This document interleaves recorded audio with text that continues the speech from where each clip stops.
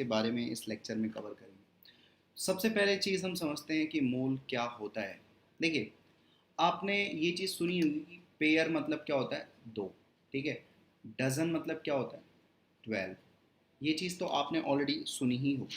ठीक है, पेयर का मतलब दो होता है और डजन का मतलब 12 होता है।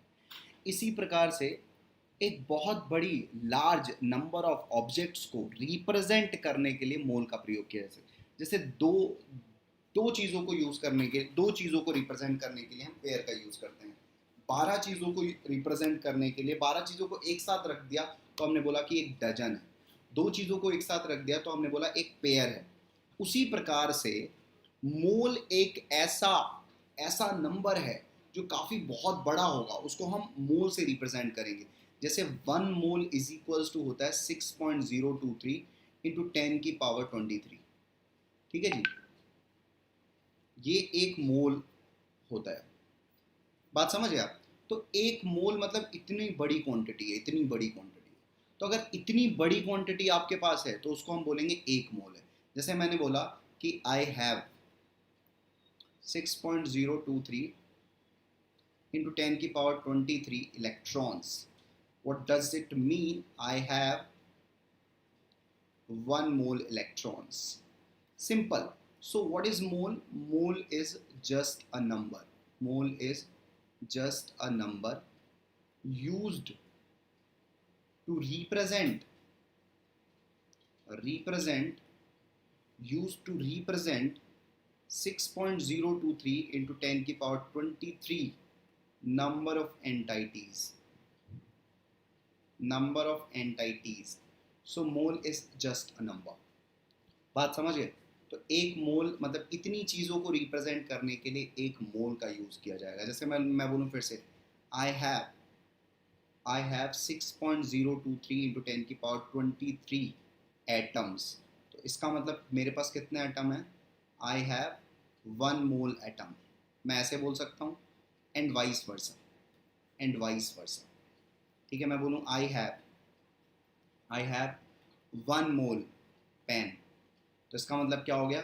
आई हैव 6.023 इंटू 10⁻23 पेन्स। बात समझ में आ गया? तो मोल का मतलब क्या हो गया? Mole just a number, just a number and nothing else. Clear है बात? मोल क्या होता है? सो मोल तो मैंने आपको यहाँ पे समझा दिया। मोल एक जस्ट एक नंबर है और कुछ भी नहीं। अब जैसे मैंने बोला कि मेरे पास एक एलिमेंट है, ठीक है, एक एलिमेंट है और उसके अंदर बहुत सारे एटम्स हैं। तो आपको लास्ट लेक्चर में आपने पढ़ा ही होगा। हमारे पास एक एलिमेंट है, कोई भी एक्स एलिमेंट बोल देते हैं, ठीक है, और इसके अंदर बहुत सारे क्या हैं? एटम्स हैं। ठीक है, अच्छा, इस एक्स एलिमेंट के एटॉमिक नंबर को हम नीचे एटॉमिक नंबर को हम नीचे रखते हैं और मास नंबर को हम ऊपर रखते हैं। ठीक है, आपको मास नंबर के बारे में भी इंफॉर्मेशन अवेलेबल है लास्ट लेक्चर में, और एटॉमिक नंबर के बारे में भी इंफॉर्मेशन अवेलेबल है लास्ट लेक्चर से। ठीक है, अब मैं कह रहा हूँ ये एलिमेंट है, उसमें बहुत सारे एटम्स हैं। मान लो 2 मोल एटम्स हैं, मैंने बोल दिया। ठीक है, 2 मोल एटम्स हैं, तो 2 मोल एटम्स का मतलब कितना हो गया? 2 इंटू 6.023 इंटू 10⁻23 एटम्स मेरे पास पड़े हैं। आगे बात समझ में? मोल का यूज़ कहाँ पे करते हैं? एक्चुअली जो एलिमेंट होता है उसमें बहुत सारे एटम्स होते हैं, इस वजह से हम लोग वहाँ पे मोल का प्रयोग करते हैं। इतना समझ में आ गया? तो ये एक पॉइंट लिख लेना।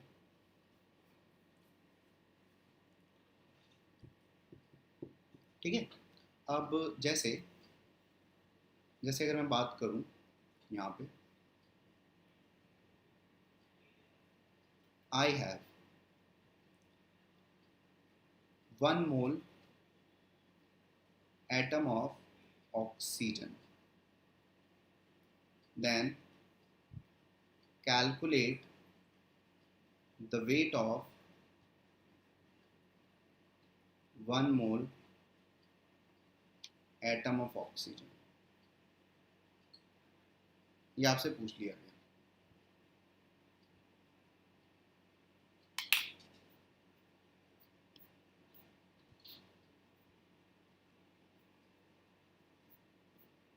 ठीक है, आपको कैलकुलेट करना है, ये क्वेश्चन है। समझ में आया क्वेश्चन? 1 मोल एटम आपके पास ऑक्सीजन के हैं और आपको 1 मोल एटम ऑक्सीजन का वजन कैलकुलेट करना है।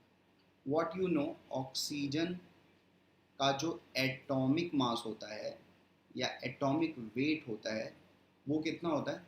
16 AMU। यू नो दैट, है ना? 16 AMU ऑक्सीजन का एटॉमिक वेट होता है, ये आप जानते हैं, 16 AMU। अब यहाँ पे मेरे को क्या करना है, एंड 1 AMU की जो वैल्यू होती है वो कितनी होती है? 1.67 इंटू 10⁻⁻24 ग्राम, ये होती है। ओके, ये होती है। अब मैं यहाँ से कैलकुलेट करता हूँ 1 मोल एटम का। तो 1 एटम ऑफ ऑक्सीजन कितना वेट करता है? Weight is equals to 16 AMU। AMU मतलब 1.67 इंटू 10⁻⁻24 ग्राम, इतना ग्राम वेट हो गया, है ना? अब मेरे पास बेसिकली कितना मोल है? 1 मोल ऑक्सीजन। तो 1 मोल ऑक्सीजन का वजन जो होगा वो कितना हो जाएगा? 1 मोल मतलब कितने ऑक्सीजन के एटम्स हैं मेरे पास? 6.023 इंटू 10⁻23 इंटू एक एटम का वजन रखते हैं 16 इंटू 1.67 इंटू 10⁻⁻24 ग्राम। ठीक है? अब आप इसको जब कैलकुलेट करेंगे ना, आप जब इसको कैलकुलेट करेंगे तो आपको अप्रोक्सीमेटली ये आ जाएगा 16 ग्राम। आप कैलकुलेट करके देखिएगा, ये क्या आ जाएगा? 16 ग्राम।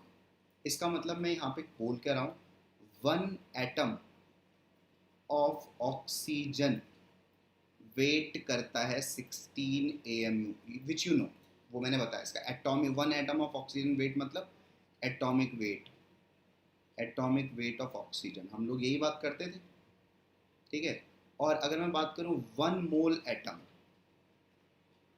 ऑफ ऑक्सीजन का जो वेट होगा that will be 16 gram.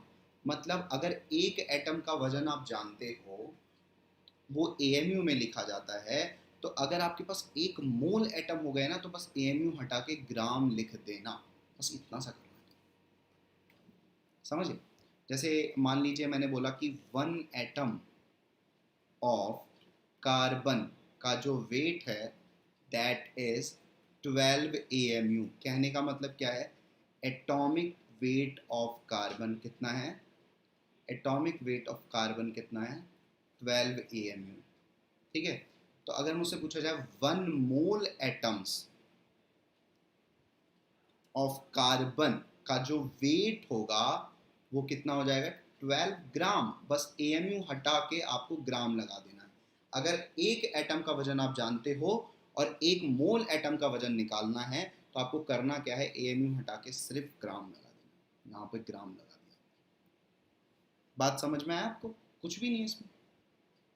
Clear है? अच्छा, अभी तक हम लोग एक चीज जानते थे एटॉमिक वेट करके। अब हम लोग एक चीज पढ़ेंगे मोलर मास या मोलर वेट करके। मोलर मास डेफिनेटली बोलते हैं या इसको एटॉमिक मास बोलते हैं। ठीक है? तो यहाँ पे देखिए एटॉमिक वेट या एटॉमिक मास क्या होता था? मास ऑफ 1 एटम, किसी भी एलिमेंट के एक एटम का mass, mass of 1 atom of any element, है ना? हम लोग ये जानते थे। यहाँ पे क्या होता है? Mass of 1 mole atom, mass of 1 mole atom of any element, इतना फर्क है बस। यहाँ पे एक एटम का वजन ले लेंगे और यहाँ पे 1 मोल एटम का वजन ले लेंगे। या मैं इसको ऐसे लिख दूँ, mass of 6.023 into 10⁻23 atoms of any element. बात समझे? तो इतने एटम्स का जो वजन ले लेंगे तो ये क्या कहलाएगा? ये मोलर वेट कहला जाएगा या मोलर मास कहलाएगा। इतना समझ गए आप? अच्छा, इसमें तो कोई दिक्कत होगी नहीं अभी आपको। तो आपको तो अभी एटॉमिक वेट भी समझ में आ गया है, आपको अभी मोलर वेट भी समझ में आ गया है। और मैंने पहले ही बताया आपको mole is just a number. Mole तो मात्र एक नंबर है। ठीक है? चलिए, अगर कुछ लिखना है लायक आपको दिख रहा है तो आप लिख सकते हैं, नहीं हम आगे बढ़ते हैं। समझ गए इतना? चलिए, बहुत सिंपल है। अब देखिए, कभी कभी हम बोलते हैं 1 mole atom is equivalent to 1 gram atom, ऐसे बोल देते हैं कभी कभी। इस चीज़ को याद रखना।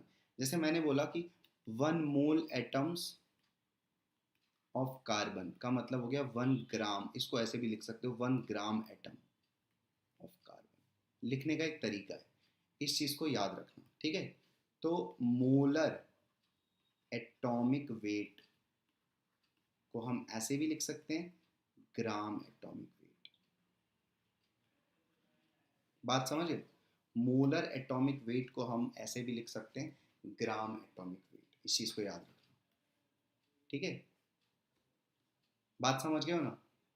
कोई दिक्कत?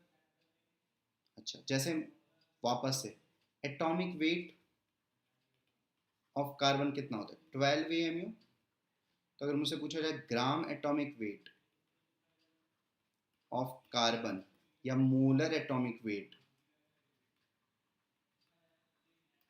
या मोलर मास, ठीक है, ऑफ कार्बन, ये सब क्या हो जाएगा? 12 ग्राम। कहने का मतलब है ग्राम एटॉमिक वेट क्यों आया कि अगर मैं एटॉमिक वेट में से एएमयू हटा के ग्राम लगा दूं तो उसको ग्राम एटॉमिक वेट बोलेंगे। Okay, so this is very simple, बहुत सिंपल है, कुछ भी नहीं है इसमें।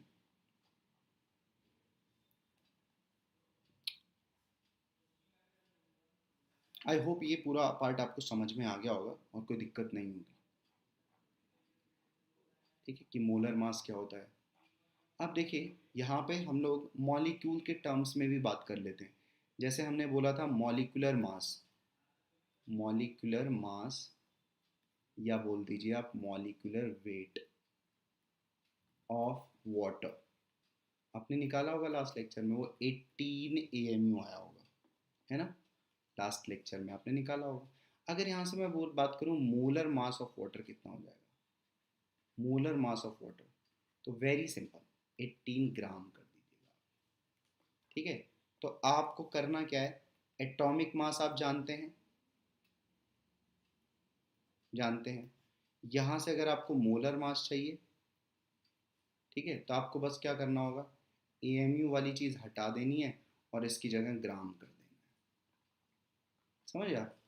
और अगर आपको मान लीजिए मॉलिक्यूलर मास पता है, मॉलिक्यूलर मास पता है और यहाँ से आपको मोलर मास निकालना है, तो यहाँ से भी आपको एएमयू हटाना पड़ेगा और यहाँ पे ग्राम लगा देना। बहुत सिंपल है। जैसे अगर आपसे पूछा जाए, मैं आपको बोलूँ, आपने लास्ट लेक्चर में पढ़ा होगा मॉलिक्यूलर मास ऑफ यूरिया, आपने पढ़ा होगा ना, यूरिया का मॉलिक्यूलर मास कितना होता है? Yes, 16 AMU। तो अगर मुझसे पूछा जाए मोलर मास ऑफ यूरिया कितना होगा, आई विल से 16 ग्राम। बहुत सिंपली, बात समझ? सिंपली मुझे एएमयू हटाना है और ग्राम लगाना है। बात समझ में आ गई आपको ये?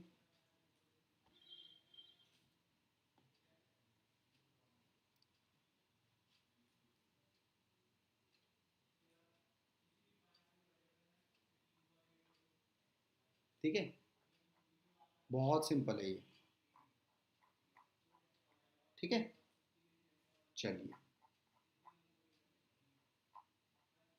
आगे बढ़ते हैं। अब देखिए ध्यान से, मोलर मास अभी तक हमने दो टर्म्स में पढ़े, एक तो मोलर एटॉमिक वेट या इसको हम बोलते हैं ग्राम एटॉमिक वेट, एटम के फॉर्म में जब हम पढ़ रहे थे तो ऐसे लिख सकते हैं। एक हम बोलते हैं मोलर मॉलिक्यूलर वेट या हम बोल दें ग्राम मॉलिक्यूलर वेट आपसे, ठीक है, ग्राम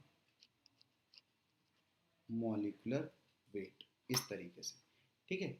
ये क्या है, मास ऑफ 1 मोल एटम, ठीक है।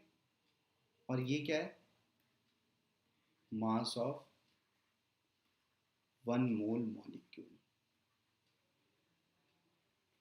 जैसे फॉर एग्जांपल यहाँ पे एक बार और समझते हैं, मोलर मास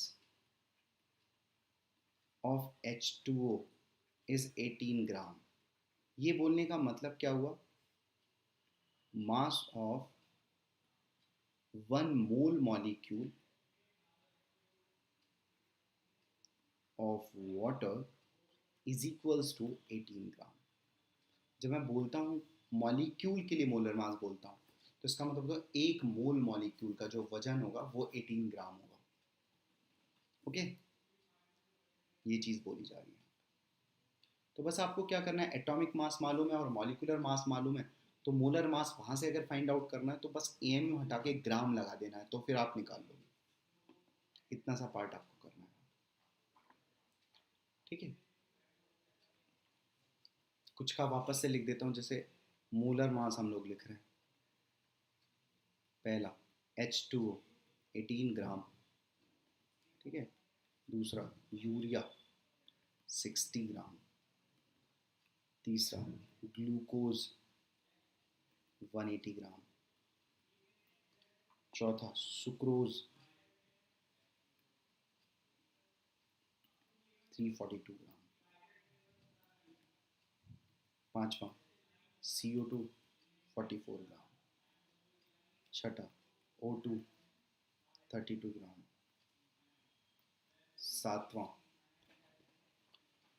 सातवां ले लेते हैं H2SO4 98 ग्राम। ये सब आप याद भी रख लीजिएगा। आठवां ले लेते हैं हम लोग कैल्शियम कार्बोनेट विच इज़ 100 ग्राम। नौवां KClO3 कितना आता था ये, 122.5 आता था शायद से, ठीक है। एक बार देख लेना तुम लोग भी निकाल के। ये कुछ इंपॉर्टेंट है जिनको आपको याद रखना है।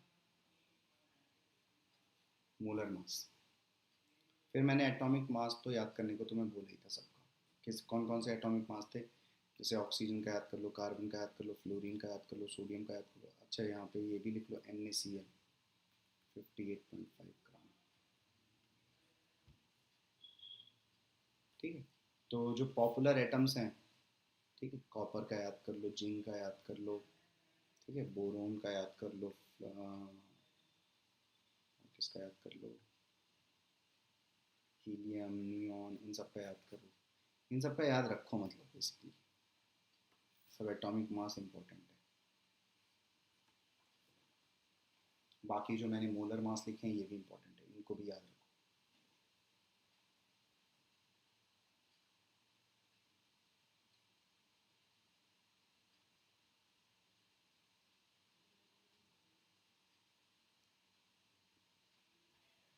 ठीक है,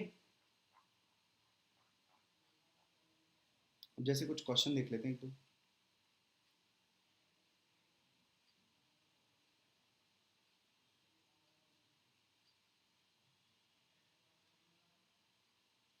चलिए क्वेश्चन करते हैं। कैलकुलेट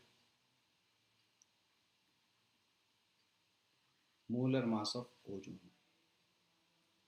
ठीक है। क्वेश्चन दूसरा, calculate number of molecules of ozone in 94 gram of ozone. फिर नेक्स्ट क्वेश्चन है, calculate number of atoms of oxygen in 94 gram of ozone.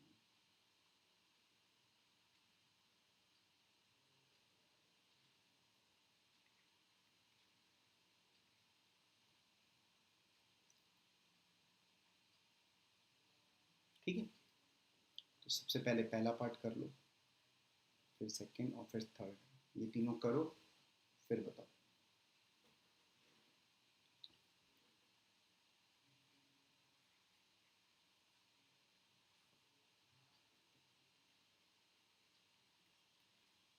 पहले वाले पार्ट में क्या हो जाएगा, ओजोन मतलब O3, O3 है तो यहाँ पे कितना हो जाएगा 16 इंटू 3 विच इज 48 ग्राम।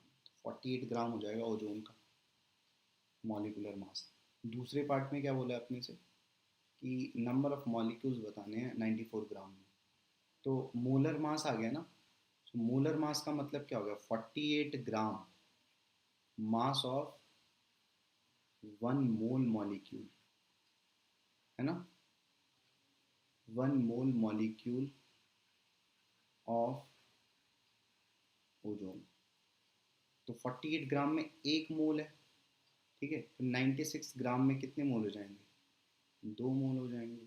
तो फिर आंसर होगा हमारा 2 मोल मॉलिक्यूल, ठीक है। 2 मोल मॉलिक्यूल का मतलब हो गया 2 into 6.023 into 10⁻23 molecules of ozone, ठीक है। एक चीज़ ये हो गई। अब एक और चीज़ याद रखना, 6.023 इंटू 10⁻23 को बार बार हम ऐसे नहीं लिखेंगे, इसको हम आगे चल के एन ए लिख देंगे या सिंपली एन लिख देंगे। ये एन ए से क्या मतलब है, Avogadro's number, Avogadro's number.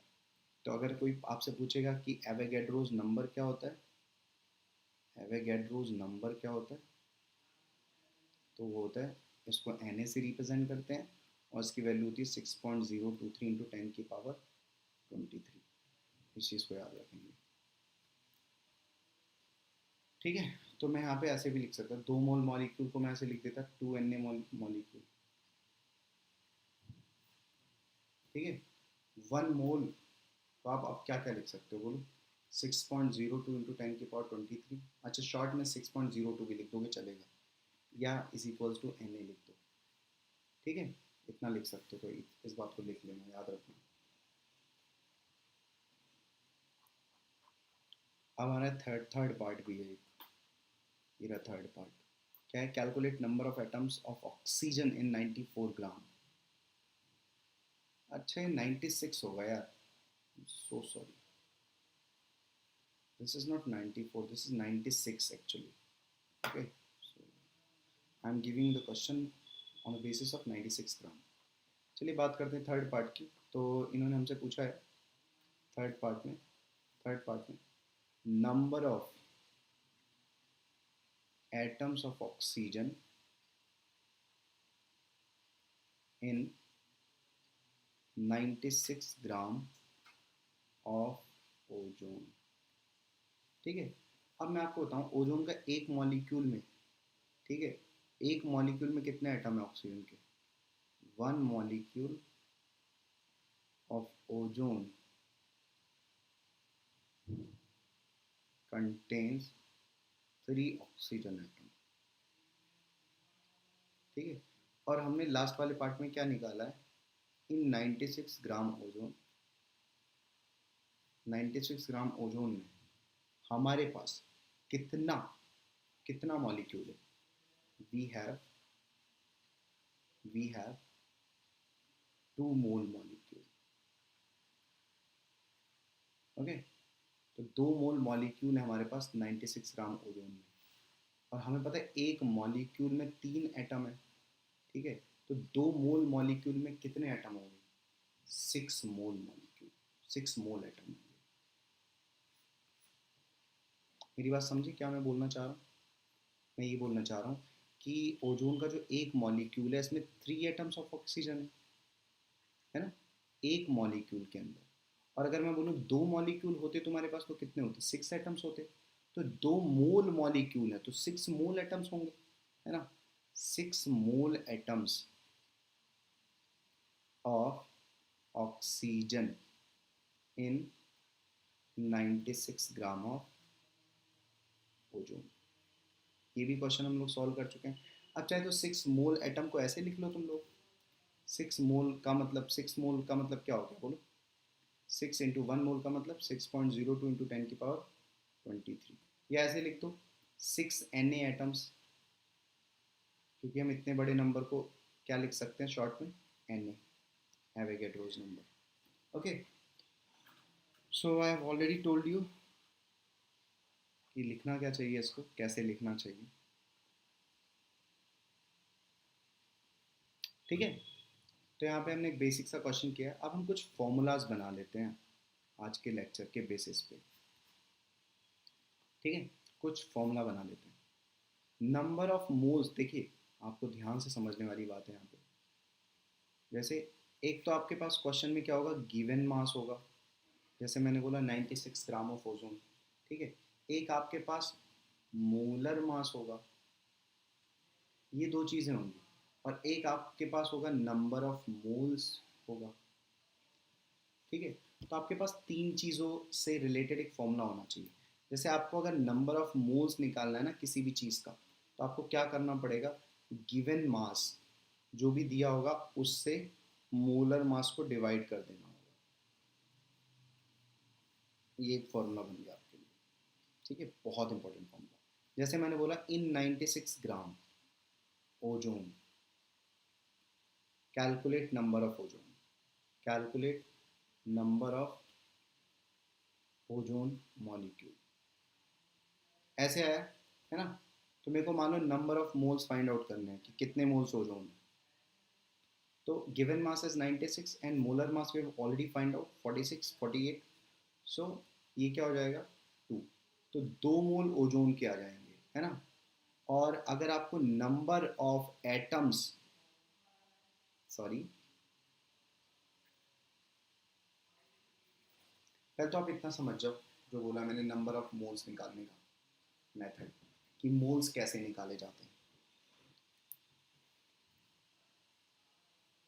Number of moles कैसे निकाले जाते हैं यहाँ पर उसकी बात कर ली हमने।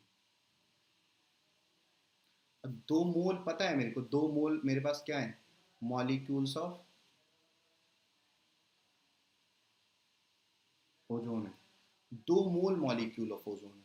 तो 1 मोल में कितना मॉलिक्यूल होता है, 6.02 इंटू 3 इंटू 10⁻23 ये, या मैं इसी को Na बोल दूँ। ठीक है, तो 2 मोल ओजोन मॉलिक्यूल, 2 मोल ओजोन,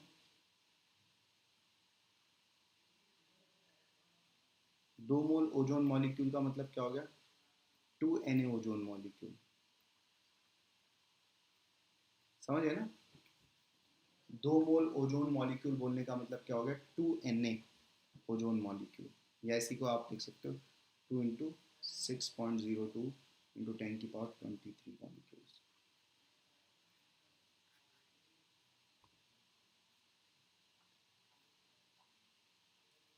ओके, चलिए अब देखो मैं एक एक्चुअली में क्या बना रहा हूँ, मैं एक वाई डायग्राम बना रहा हूँ।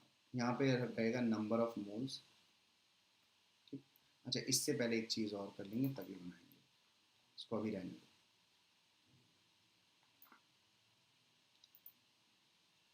ठीक है, जैसे एक क्वेश्चन और ले लो, find weight of 3 mole ozone sample, ये क्वेश्चन। तो आपको यहाँ पे इस क्वेश्चन में नंबर ऑफ मोल्स प्रोवाइडेड है, नंबर ऑफ मोल्स गिवन है, और किसके मोल्स गिवन है, ओजोन के मोल्स गिवन है। ये क्वेश्चन है। तो तुम्हें पता है कि 1 मोल ओजोन मतलब क्या हो गया, 1 मोल ओजोन मतलब कितना ग्राम हो गया, बोलो 48 ग्राम हो गया। तो 3 मोल ओजोन मतलब क्या हो गया, 48 into 3 gram, 144 gram. Okay, I hope ये पार्ट समझ में आ गया होगा। चाहे तो यहाँ पे तुम फॉर्मूला भी लगा सकते थे, ये वाले क्वेश्चन में ना तुम फॉर्मूला भी लगा सकते थे। अभी हमने क्या फॉर्मूला पढ़ा है, number of moles is equals to given mass upon molar mass, ये फॉर्मूला हमने पढ़ा है। तो हमको यहाँ पे गिवन मास ही तो निकालना है, मतलब जो मास हमें चाहिए सैंपल का, गिवन मास या मास ऑफ सैंपल बोल दो, फॉर्मूले में सैंपल का मास बोल दो। ठीक है, फॉर्मूला थोड़ा सा चाहे तो मॉडिफाई कर सकते हो यही फॉर्मूले। ठीक है, हमको सैंपल का मास चाहिए ना, सैंपल मास। तो हम क्या करेंगे, नंबर ऑफ मोल्स को मल्टीप्लाई कर देंगे मोलर मास से, ठीक है। तो we have number of moles, how many number of moles we have, 3 into 48, so it would come out to be 144 ग्राम। आगे समझ में? तो इस तरीके से एक और फॉर्मूला बन गया, ये याद रख सकते हो। अगर सेम मास ऑफ सैंपल चाहिए तुमको तो मोल्स को मोलर मास से मल्टीप्लाई कर देना।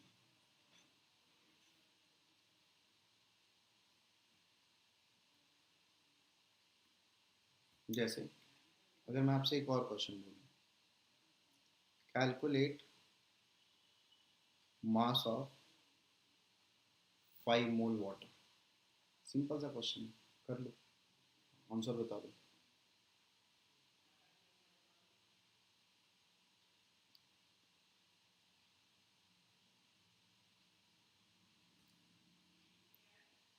एक फॉर्मूला हो गया, एक फॉर्मूला भी याद कर लेना।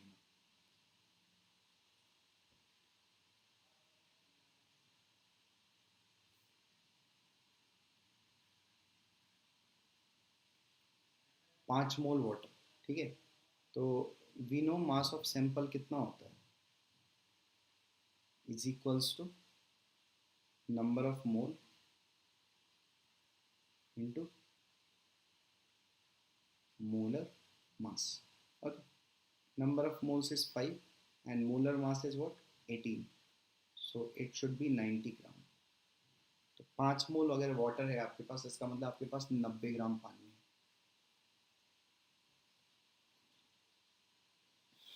ठीक है।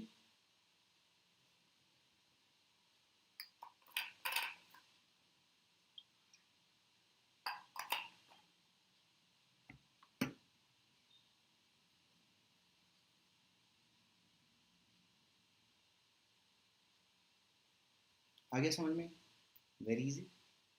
जैसे एक और question, calculate mass of urea sample if there are 10 moles of urea। Simple question, solve this।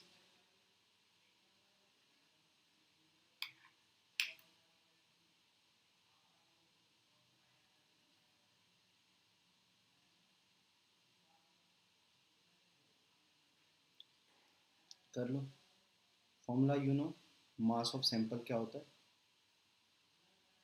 Number of moles into molar मास।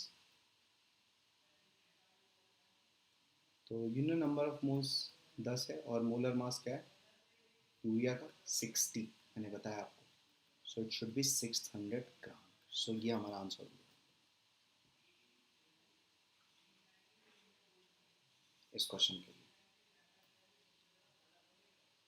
ठीक है। तो आपको मास ऑफ सैंपल निकालना आ चुका है ऑलरेडी।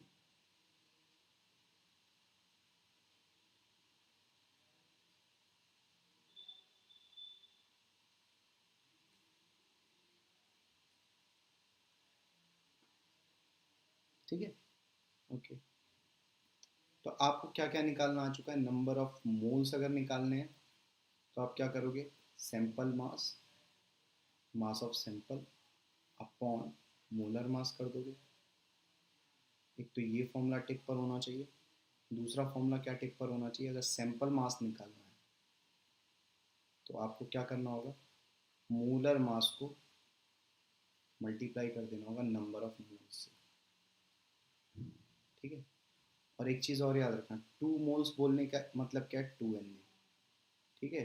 3 मोल्स बोलने का मतलब क्या हो जाएगा, 3 मोल्स को आप ऐसे लिख सकते हो 3 N, इस चीज़ को याद रखना। Whereas Na is equals to 6.02 into 10⁻23, इतना होता है, ठीक है, लिख लो।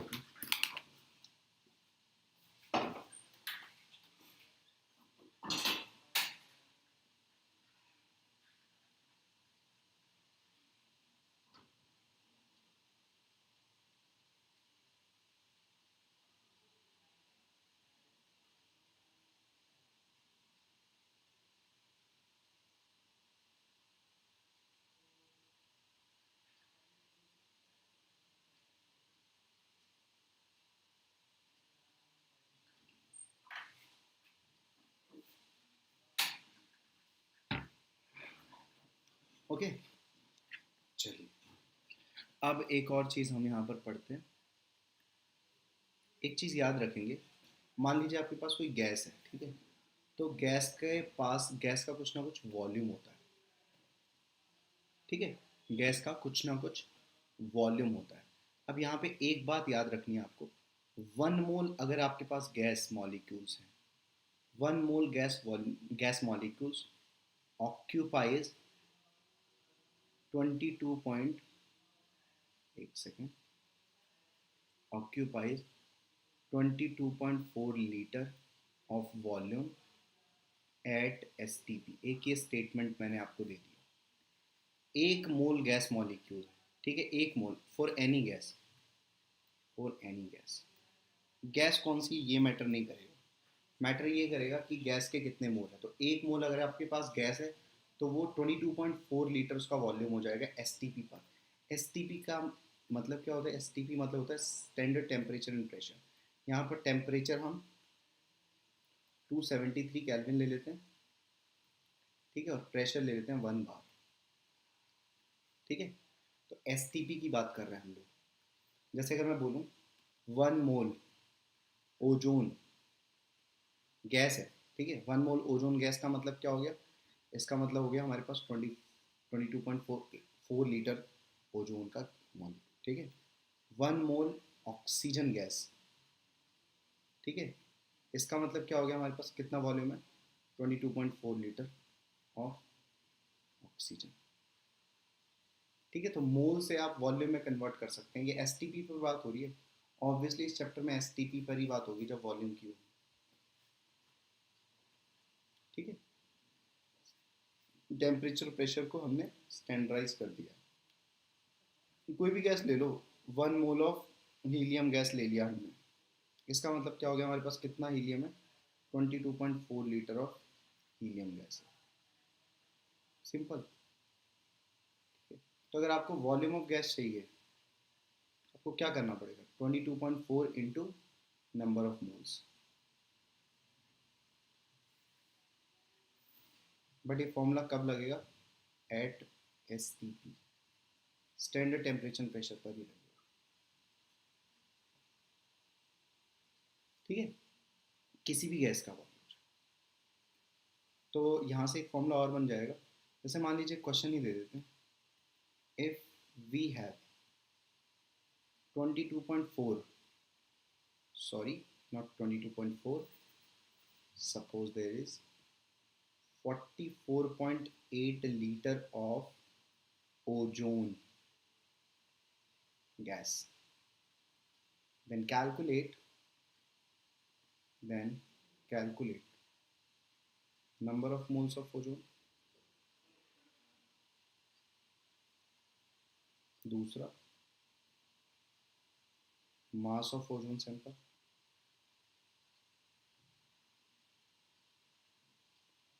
ये दो पार्ट हैं, फटाफट कैलकुलेट कर लो।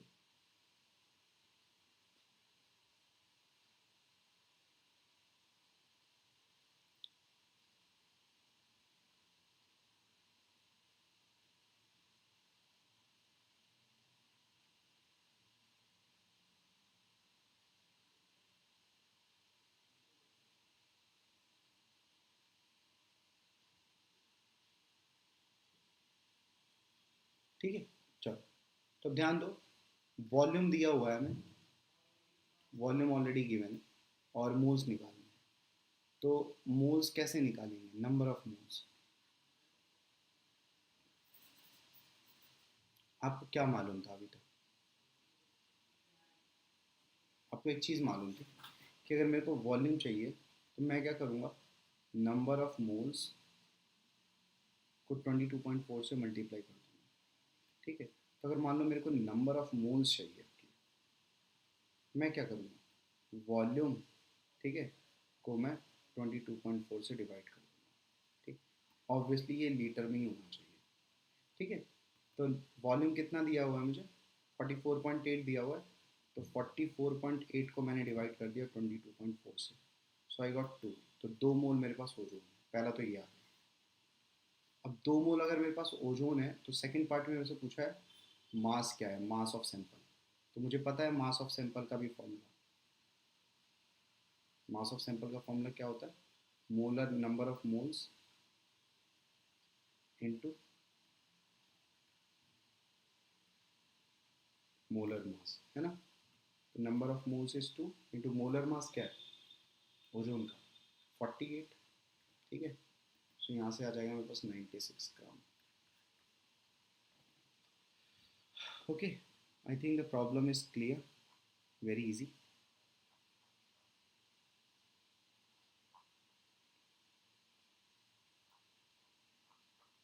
सो ऑब्वियसली हम यहाँ तक पहुँच गए। अगर आपने लिख लिया है ना तो फिर मैं आगे बोलूँ, या तो आप लिख लो पहले।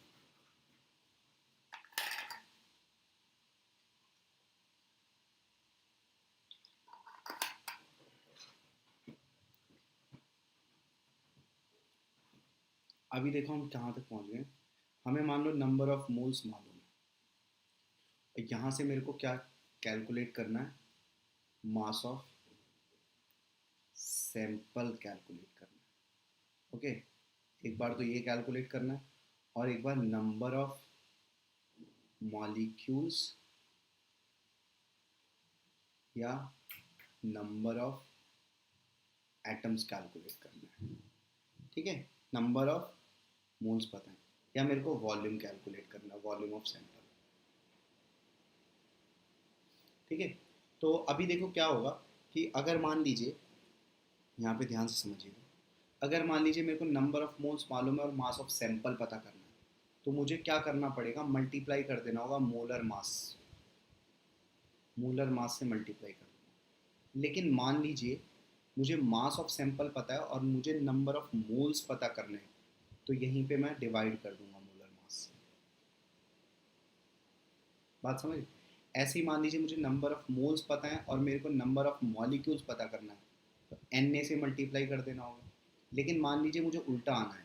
उल्टा आने का मतलब क्या है? नंबर ऑफ मॉलिक्यूल्स पता है और नंबर ऑफ मोल्स मालूम है, तो डिवाइड कर देना होगा एन ए से, ठीक है।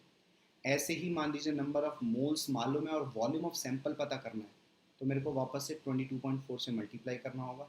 लेकिन अगर वॉल्यूम से मोल्स पर जाना है तो डिवाइड करना होगा 22.4 से।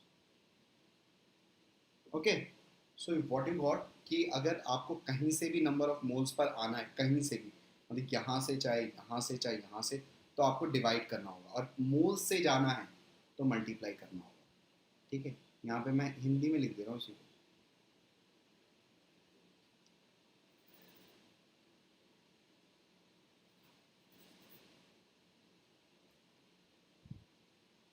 मोल्स पे आना है, ठीक है, मतलब मोल्स पता करना है, तो आपको क्या करना होगा? मोल्स पे आना है तो डिवाइड, ठीक है।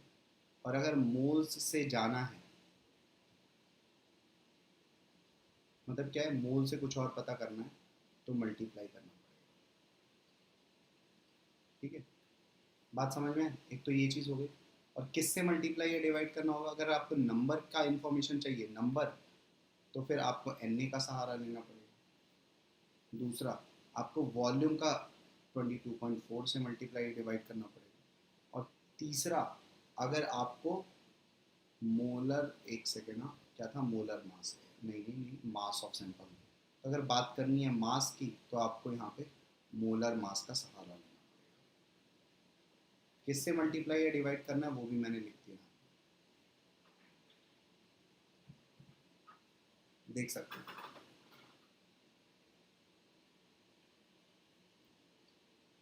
इसको भी लिख सकते हैं आप जल्दी से।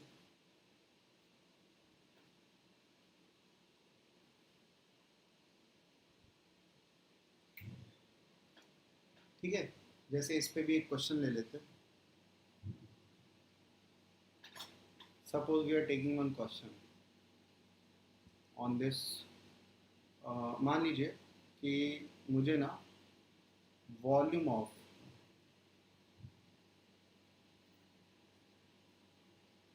Oxygen gas at STP is given as, volume of oxygen gas at STP is given as 22.87 let's say 11.2 litre, ठीक है। Calculate number of oxygen molecule, मान लीजिए क्वेश्चन, ठीक है। तो अभी आपको क्या पता है, आपको वॉल्यूम पता है, और वॉल्यूम से आपको क्या पता करना है, नंबर ऑफ मॉलिक्यूल्स पता करने हैं, ठीक है। तो आपने क्या किया, वॉल्यूम, तो वॉल्यूम से आप मोल पर चले जाइए और आपको मोल से नंबर मिल जाएगा। जब आप वॉल्यूम से मोल पर आएंगे तो डिवाइड कर देंगे 22.4 से, और जब मोल से नंबर पर जाएंगे तो इनटू कर देंगे एन से। तो आपको करना क्या है, पहले स्टेप में डिवाइड कर देना है 22.4 से, और दूसरे स्टेप में क्या कर देना है, मल्टीप्लाई कर देना है एन से, है ना। तो आपको क्या दिया हुआ है, वॉल्यूम दिया हुआ है ऑब्वियसली 11.2, तो 11.2 को पहले आप 22.4 से डिवाइड कर दीजिए और फिर एन से मल्टीप्लाई कर दीजिए, हमारा आंसर हो जाएगा। देखिए कितना सिंपल है ये। तो एन ए बाई टू क्या है, number of molecules of oxygen, okay, so we got the number of molecules of oxygen, that is Na/2। सो अगर इसी क्वेश्चन में ये पूछ लेता नंबर ऑफ ऑक्सीजन एटम्स कितने होंगे यहाँ पे, तो एक मॉलिक्यूल में दो एटम्स हैं, ठीक है। पर molecule we have two atoms of oxygen, okay, two atoms of oxygen. तो इसका मतलब हमारे पास मॉलिक्यूल कितने, देयर आर Na/2 मॉलिक्यूल्स हैं, ओके। तो Na/2 मॉलिक्यूल्स हैं, इसका मतलब क्या हो गया, नंबर ऑफ एटम्स बराबर, एक मॉलिक्यूल में दो एटम है तो हमारे पास मॉलिक्यूल कितने हैं, Na/2, तो 2 इंटू Na/2 कर देंगे, तो will get the answer, that is Na। तो Na एटम्स है मेरे पास ऑक्सीजन के। Na मतलब क्या हो गया, Na मतलब we got 6.02 into 10⁻³ atoms of oxygen. Simple है यार, मतलब करना क्या है वो बता दिया है मैंने, बाकी it's your wish how to solve the problem and how to cover the analysis, okay. क्या करना है वापस से मैं एक बार बता दें, देख लो ध्यान से। कहीं से भी मोल पे आना है, कहीं से भी, ठीक है। यू हैव टू डिवाइड, मोल से जाना है मल्टीप्लाई, किससे मल्टीप्लाई डिवाइड करना है अब ऑलरेडी डिस्कस, ठीक है। तो आज ये जो पूरा का पूरा हमने ये लेक्चर लिया है ना, that is completely based on the mole volume number, इन सबसे रिलेटेड था। So in the next lecture we will cover some advanced problems on this topic, okay।